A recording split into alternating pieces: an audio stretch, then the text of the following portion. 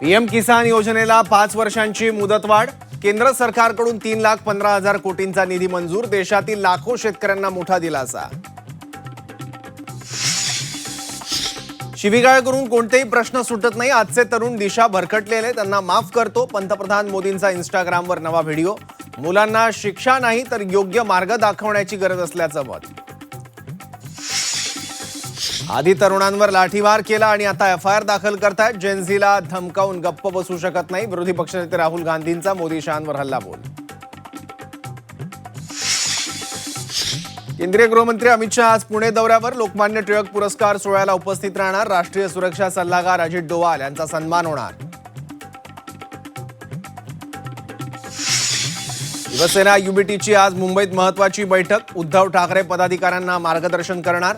शिवसेना भवनात बैठकीचं आयोजन. महाराष्ट्र नवनिर्माण विद्यार्थी सेनेचा उद्या 20वा वर्धापन दिन. दादरच्या रवींद्रनाट्य मंदिरात कार्यक्रम.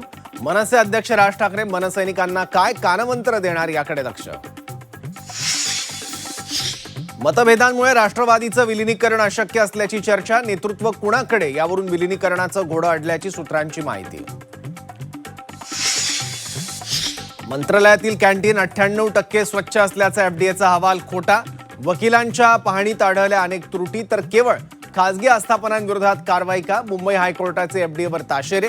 मंत्रालयातील कॅन्टीनची ही स्थिती सुधारण्याबाबत नोटीस देण्याचे आदेश.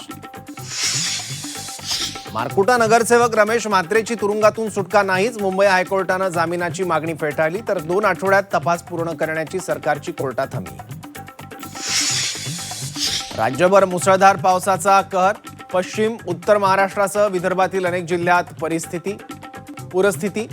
यवतमाळमध्ये कार पुरात वाहून गेल्यानं 3घांचा मृत्यू. तर बुलढाण्यातही 2 जण पुरात वाहून गेले. राष्ट्रकुल स्पर्धेत भारताचा सुवर्ण धमाका. अस्मिता डे आणि हर्ष सिंगला जुडोमध्ये सुवर्ण पदक. तर 57 किलो वजनी गटात यामिनी मौर्याला रौप्य पदक.